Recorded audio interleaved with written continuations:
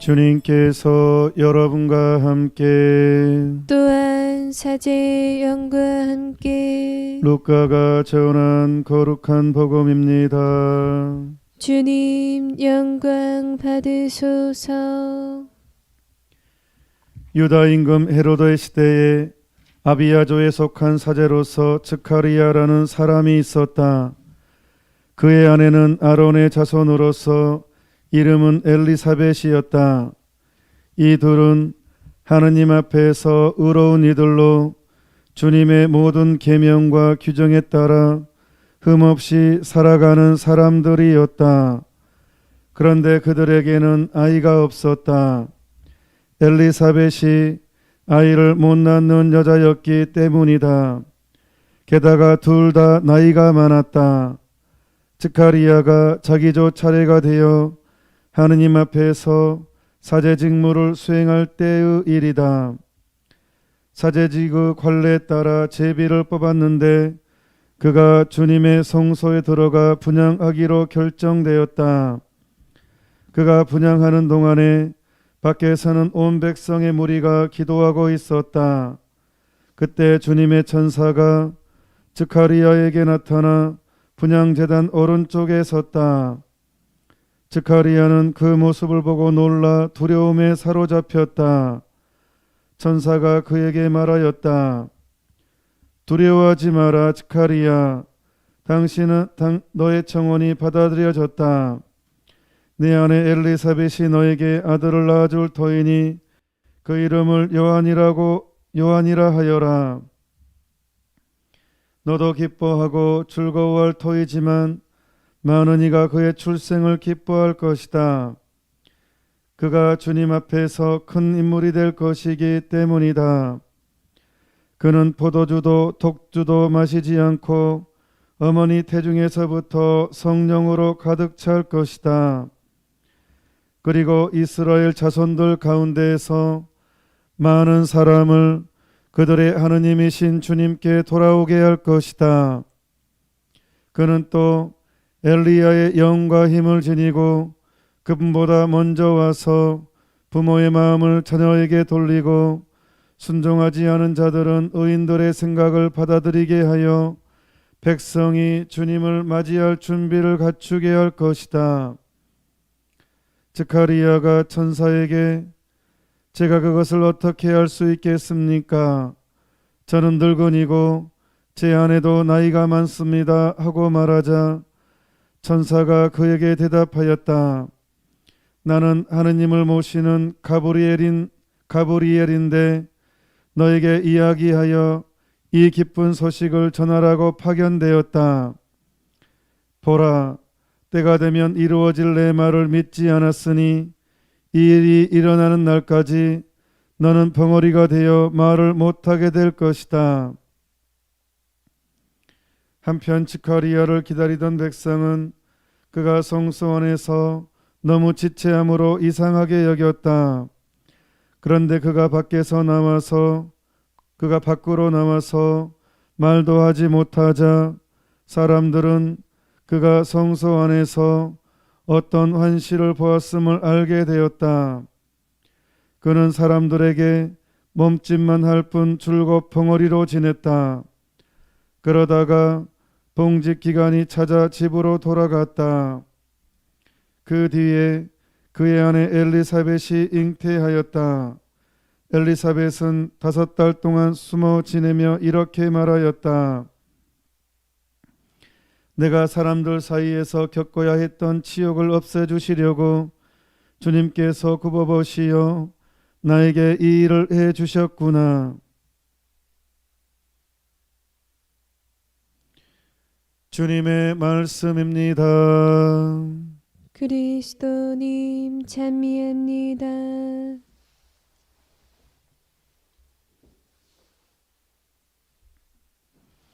오늘 토요일입니다. 토요일 날은 제가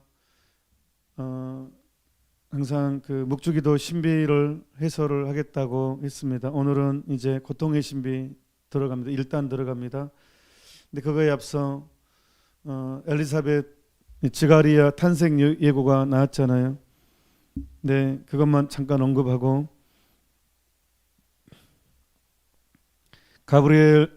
지카리아는 가브리엘 천사를 봅니다. 근데 믿지 않습니다. 이제 천사를 믿지 않는 것은 말을 믿지 않습니다. 이미 나도 나이가 먹고 우리 부인 엘리사벳도 나이를 먹었는데 무슨 임신이야라고 생각을 합니다. 속으로. 이제 두려워서 정말 부드럽게 얘기했지만 속으로는 말도 안 되는 소리라고 했겠죠. 그래서 가브리엘 천사가 이제 너는 믿지 않았으므로 태어나기 때까지 요한이 이제 태어나까지 벙어리가 될 것이다. 실제로 벙어리가 됩니다. 우리가 신앙생활하면서 정말 놓치고 있는 부분이 그거라니까요. 하느님을 내 머릿속으로 계산을 해버립니다. 그래서 그냥 내가 이해되면 받아들이고 이해되지 않으면 받아들이지 않는 치명적인 약점을 가지고 있습니다. 그러니까 하느님을 이게 이제 오늘 묵주기도할 때 신성모독 복음의 진리를 가르침을 내 이해 수준으로 갖다 만들어버리는 이게 유혹, 내 입맛대로 내 편의대로 진리를 내가 해석을 각색을 해버리는 것, 이게 정말 문제입니다. 그래서 우리가 신앙생활하면서 항상 생각해야 될 게 믿음이라는 개념이에요. 믿음은 하느님은 전능하시다는 거, 불가능이 없다라는 거, 하느님은 불가능이 없다라는 거. 리따 성녀죠. 리따 성녀는 불가능이 절망에 떨어진 이들의 소송인이거든요. 리따 성녀는. 그래서 나중에 제가 리따 성녀 얘기를 이제 하려고 했는데 오늘 그냥 이 말이 나왔으니까 리따 성녀는요. 이 어릴 때부터 완전히 수도성소에 대한 갈망이 엄청나게 많은데 부모의 강압에 의해서 결혼을 어린 나이에 경로를 하게 돼. 아주 어린 나이에. 근데 남편이 엄청 아주 폭군이고 술꾼이고 하여튼 장난 아닙니다. 폭행도 당하고. 그런데 그 남편도 불가능한 남편도 변화시킨데 결국은 남편이 죽습니다. 살해를 당합니다. 근데 이미 결혼했고 자식도 있잖아요. 근데 수녀원을 가고 싶었어요. 수녀원도 들어갔어요. 어떻게 들어간 줄 알아요? 당연히 수녀원에서 안 받아주죠. 결혼한 사람은 어떻게 수녀원을 받아줘요? 당시에도. 근데 수녀원을 갔어요. 당연히 수도원에서 반대하니까 하느님한테 간절히 기도하니까 새벽에 수녀원 담장이 엄청 높았거든요. 근데 하느님이 그 리따 성녀를 수녀원 안에다가 데려다 놓은 거예요. 문 다 잠겨져 있었는데 하느님이 그냥 로레토의 성가정, 예루살렘에 그 나자렛에 있는 예수님의 성가정이 지금 이탈리아에 있잖아요. 그대로 하느님이 그걸 옮겨놨잖아요. 그런 것처럼 하느님 불가능이 없으니까 리따 성녀도 그냥 수녀원 안에 정원의 가운데 딱 있었어요. 쓰러져 딱 있으니까 수녀님들 깜짝 보고 이거는 하느님께서 이 사람을 받아주라는 의미다라고 딱 받아들였고 그래서 수녀원 수도자가 됐어요. 결혼하고도.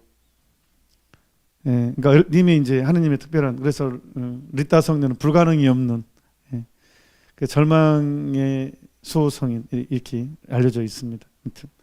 아무튼 그래서 우리 신앙생활 하면서 정말 생각을 많이 해야 될 게 바로 하느님은 전능하시다는 것.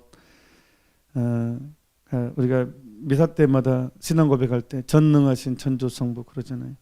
항상 그것을 생각했으면 좋겠습니다. 그러니까 우리가 막 천성은 못 바꾼다. 그러니까 우리가 저도 심리학을 필요하면서도 조심해야 되는 게 심리학은 신학에 도움돼요. 그런데 문제는 그것을 하느님보다 더 하느님의 가르침보다 더 높게 평가해버리는 경우 유혹이 있거든요. 그것이 조심스러운 거예요. 심리학이 마치 영성이 위인 것처럼 생각을 하거나 그러면 이제 왜곡이 되는 거예요. 그러니까 MBTI도 필요는 하지만 조심해야 될 게 뭐냐면 사람을 규정해 버린다는 거예요. 하느님은 불가능이 없거든요. 근데 딱 그걸 해버리면 이러이런 사람, 저 사람 이러이런 사람, 나는 이러이런 사람. 그거 딱 그 틀에 딱 고정돼 버리는 거. 신앙은 그걸 넘어서는 거죠. 전성도 바꾸고 사람은 다 바꿀 수 있어요. 하느님은 아니 돌로도 인간도로 만들고, 아니 흙을 빚어서 사람을 만들었는데 하느님이 바꿀 수 없는 게 뭐가 있겠어요.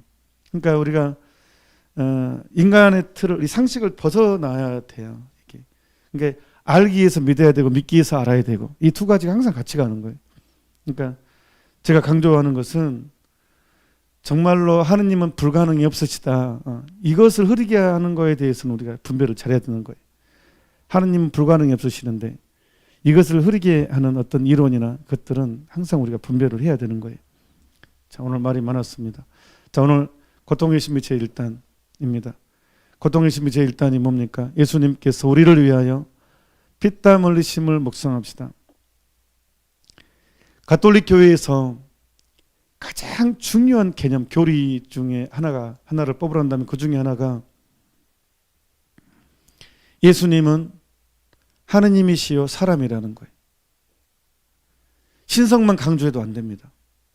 그 오류입니다. 인성만 강조해도 안 됩니다. 그 오류입니다. 예수님은 성이 두 개예요. 신성과 인성, 하느님과 사람이라는 거예요. 이게 얼마나 중요한지 몰라요. 이것이 여기에 모든 이해를 다 시킬 수 있어요. 그래서 신성과 인성을 두 가지를 가지고 있기 때문에 다리가 되는 거예요. 천국과 지상의 다리가 되는 것이고, 인간을 대표하는 것이고, 내가 하느님이 되는 것이고, 이 교환이 이루어나는 거, 우리가 하느님이 되는 것이고, 그러니까 다리예요. 다리.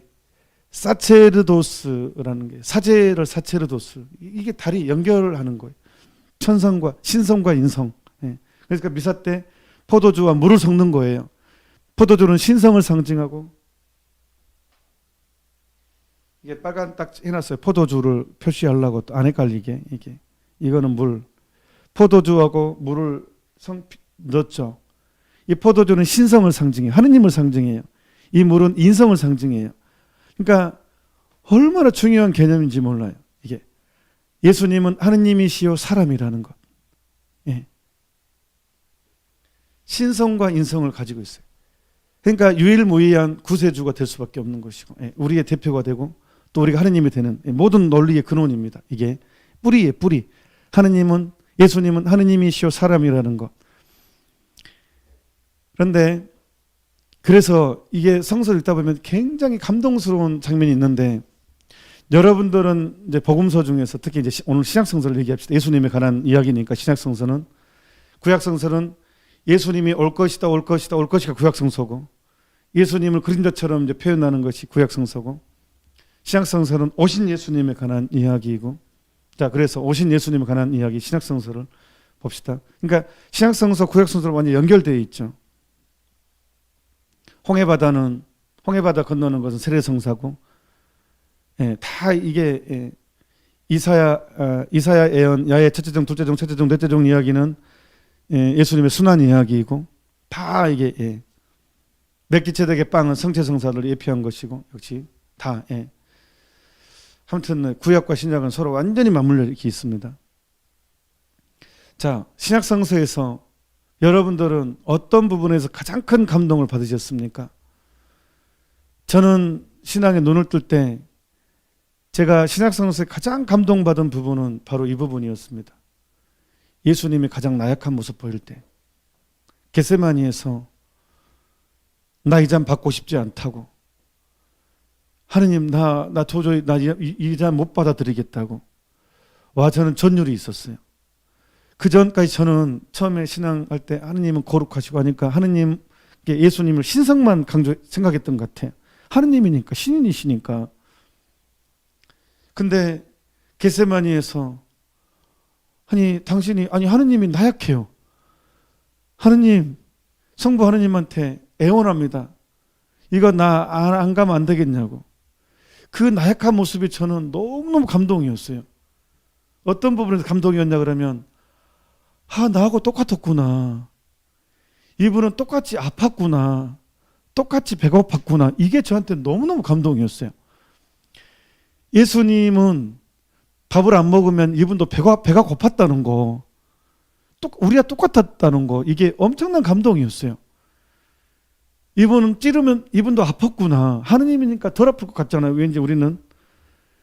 우리가 어렸을 때 보면 부모님은 슈퍼맨이죠, 슈퍼맨. 어린 마음의 부모님은 슈퍼맨이에요. 날개만 안 달렸지 모든 문제를 다 해결해 주시는 분, 부모님은. 그러니까 이제 철이 안 들면 부모님의 고통을 생각하지 않죠. 근데 이제 부모님의 아픔을 헤아릴 때 철이 들었구나, 저 이제. 예. 애들은 자기 이속만 생각을 하죠. 부모님이 뭐 뼈가 녹든 어떤 뭐죠 이것만 하잖아요. 너무 철이 없으면. 그런데 이제 철이 들면서 부모님 마음을 헤아리게 되죠. 이게 철이 든다고 하죠. 그러니까 저도 조금 이제 그 전에는 예수님은 슈퍼맨, 그냥 찔러도 안 아프고 뭐든지 가능하고 그냥 그런 개념이 있었는데 이게 깨진 게 저는 겟세마니였어요. 그 겟세마니에서 피땀 흘리시며 얼마나 고통. 근데 저는 그냥 피땀이 과장인 줄 알았어요. 어떻게 땀샘에 피가 나오냐.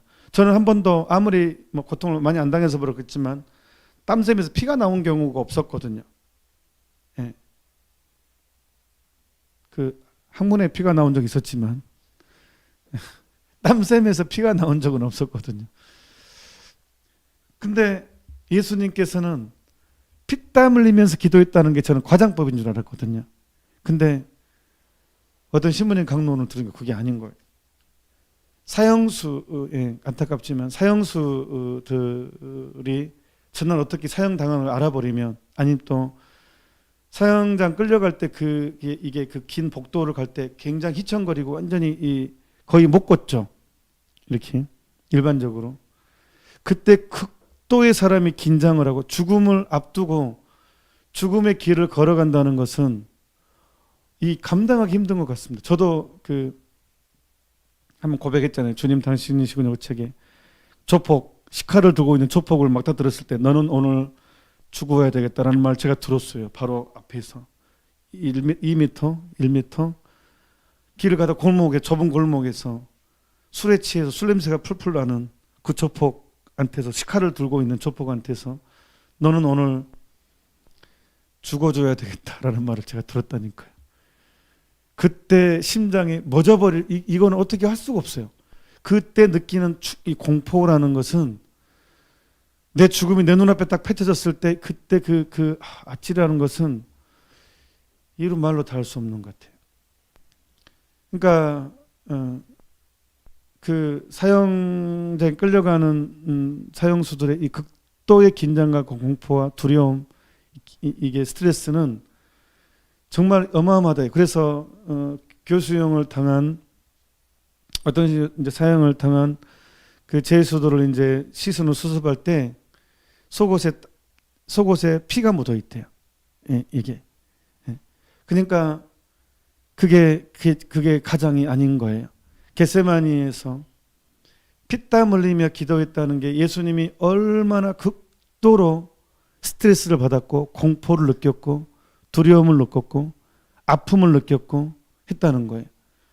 그러니까 저는 이게 엄청난 감동이었어요. 역설적이게도. 똑같았구나.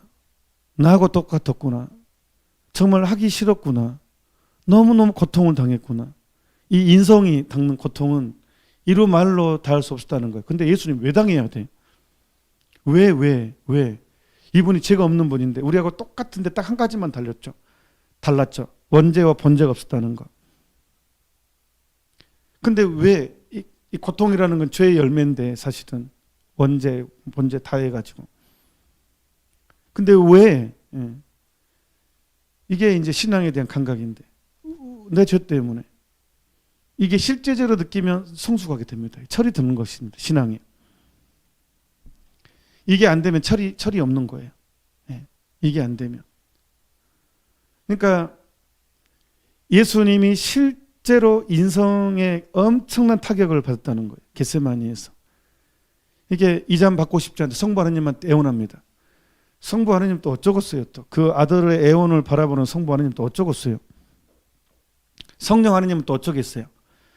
근데 막판에 하지만 이게 아버지의 뜻이라면 이거를 받아들입니다. 합니다. 여기서 이제 반전입니다. 이 죽을 것 같은 고통 안에서도 받아들입니다. 아버지의 뜻이라면. 그래서 우리 구원이 완성 이제 시작이 되죠. 그러니까 최후의 만찬을 하고 이게 이제 빛의 신비 5단이에요. 이것이 완성이 아니에요. 미사라는 건 십자가상 희생제사인데 최후의 만찬이 완성이 아니라 시작이에요. 시작. 미사의 시작이에요. 이제 그 완성이라는 것은 십자가상에서 못 박혀 돌아가시고 엘리 엘리 네마 사박타니 하고 돌아가시고 그 다음에 3일에 부활하는 게 미사가 완성되는 거예요. 이게. 그러니까 지금 그 연속 속성이 있는 거예요. 최후의 만찬 끝나고 겟세마니 와서 이제 이 고통을 당하고 있는 거예요. 그래서 이제 빛의 신비 다음에 고통의 신비가 들어가는 거예요. 지금 고통의 신비가 피땀 흘리시면서 기도했다는 거. 그러니까 이것을 느끼면, 이것을 온전히 이게 이해가 되면요, 받아들이게 되고 묵상하게 되면 예수님과 인격적인 교류가 생깁니다. 이게 인성이 고통을 받았다는 것은 굉장한 친밀감이에요. 그러니까 예수님이 피땀 흘리시면서 고통을 당했고 똑같이 우리가 똑같이 이 양반도 배가 고팠고 외로움을 느끼셨고 내가 느끼는 모든 감정을 그대로 느꼈다는 거예요. 상처도 엄청나게 받았고. 생각해 보십시오. 우리가 살면서 가장 큰 고통은 배신이거든요. 배신감을 느낄 때 가장 사랑하는 사람부터의 배신감이 가장 큰 충격이죠. 그러니까 부부 사이에 이 불륜 상처는 정말 치유하기 힘든 정도로 큰 고통을 주죠. 사랑하는 사람한테 오는 이 배신은 굉장히 큰 충격이죠. 그러니까 예수님 똑같다는 거예요. 우리를 눈먼 사랑을 하신 분이시니까 인간에 대한 극진한 사랑 때문에 오는데 이제 당신 다 보이는 거예요. 가룟 유다의 배신도 보고 알고 있었죠. 이미 최후의 만찬 때 이미 알고 있었고 수많은 사람들 그 성심의 메시지 요세파 수녀님에게 하신 메시지에 비하면 정말 인류의 모든 죄들을 눈앞에 보고 결코 이 잔을 피할 수 없다라는 것. 이 모든 죄를 뒤집어 쓰기 위해서 오셨으니까 피할 수 없다는 이 모든 이 배신과 이 뒤통수와 모든 외로움과 그걸 거기에 감당하며 그거를 받아들이고 거기에 따른 벌을 당신 온몸으로 이제 체험해야 돼요. 사람들의 죄의 값을 당신 치러야 된다는 이 고통과 그 외로움, 이런 이 상처와 모든 걸 다 감당해야 되기 때문에 그래서 피땀 흘리시면서 기도하셨다는 것. 그게 고통의 신비 1단이에요. 고통의 신비 제1단. 예수님께서 우리를 위해 피땀 흘리심을 묵상합시다. 그러니까 우리가 감각이 있어야 돼요. 철이 들어야 돼요. 공감 능력. 나하고 똑같다는 거. 그러면 내 죄가 바로 예수님께 타격을 엄청난 깊은 고뇌에 떨어뜨린다는 거. 내가 순결하지 못한 그림을 보면서 그런 것을 즐기면서 결혼 외에 아닌 성적인 즐거움을 내가 탐하면서 그러니까 이거에 대한 어떤 내가 죄가 바로 예수님으로부터 엄청난 피땀 흘리게 한 내가 이거를 하고 있다는 것에 대한 감각이 생기면 이게 이제 부모를 사랑하게 되죠. 자식이 철이 들수록 이제 부모랑 깊이 연대가 생기잖아요. 그래서 신앙은 그래서 교감입니다. 공감입니다. 사랑은 공감하는 것입니다. 그러니까 사순식이 들어가게 되면 이제 제가 정말 감동받은 것 중에 하나가 몰라요. 지금 저는 그냥 순수하게 그렇게 봤어요. 사순식에 말을 봉헌하신 분이 있더라고요. 아예 말을 안 해버리더라고요. 엄청 욕도 많이 먹을 거예요. 되게 열심히 떤다고 할 거 아니에요. 근데 그분이 사무장님이었어요. 물론 주임 신부님 허락을 받았겠죠. 말을 다 글로 써두라고 하고 당신도 글로만 표현하고 아예 딱 사순시기에 어떤 그러니까 고통에 동참하는 거죠. 이게 철이 든 거예요. 철이 공감하는 거예요. 그래서 묵주기도 할 때 그래서 우리가 천천히 정성을 다하자는 겁니다. 이게 언젠가 다시 말해 이렇게 하지 말고 이 장면 하나하나가 어떻게 놓칠 수도 없고 어떻게 할 수도 없는 어마어마한 것들이기 때문에 그래서 우리가 이제 우리가 똑같았다는 거. 그래서 제가 좋아하는 성가 중에 하나가 주님과 나는 함께 걸어가며 지나간 일을 속삭입니다. 손을 맞잡고 산과 들을 따라 친구가 되어 걸어갑니다. 대대레사 성녀는 우리가 기도할 때, 묵상 기도할 때 인성에 집중하라고 그렇게 가르칩니다. 예수님의 인성을 집중하게 되면 정말 내 형님이신 하느님, 예수님, 내 누이도 되고 어머니도 되고 형님도 되고 그런 것을 교감이 생기게 되면 이 기도가 이제 진정한 대화가 되죠. 대화가 우정의 대화라고 이제 성령 대대레사는 가르칩니다. 하느님과 내가 믿음만 있으면 되는 거잖아요. 기도는 저절로 되는 거잖아요. 아니 이 안에 예수님 계신다는 믿음이 있으면 대화는 되는 거 아니에요. 그러니까 인성에 집중하게 되게 되면 훨씬 더 기도하는 것. 그래서 우리가 감실 앞에 나왔을 때 예수님 나 여기 아파요. 예수님 나 오늘 너무 힘들었어요. 예수님 나 이게 고민이에요. 하고 내 있는 그대로를 그냥 내 사랑하는 연인한테 말한 그대로를 예수님께 할 수가 있어요. 그러면 시상이 달라지게 됩니다. 그리고 진짜로 죄 안 짓도록 있는 힘을 다하게 되고 사랑하게 되면 예수님을 아프게 하지 않기 위해서 나를 바꾸려고 노력하게 됩니다. 사랑에 빠지면 죄 안 짓으려고 진짜 노력할 수밖에 없어요. 예수님을 사랑할 수 어떻게 그 고통을 사랑하는 사람의 고통을 내가 견딜 수 있겠어요? 나도 이제 안 하고 싶죠. 이제 더 이상. 그리고 다른 사람도 못하게 하고 싶죠.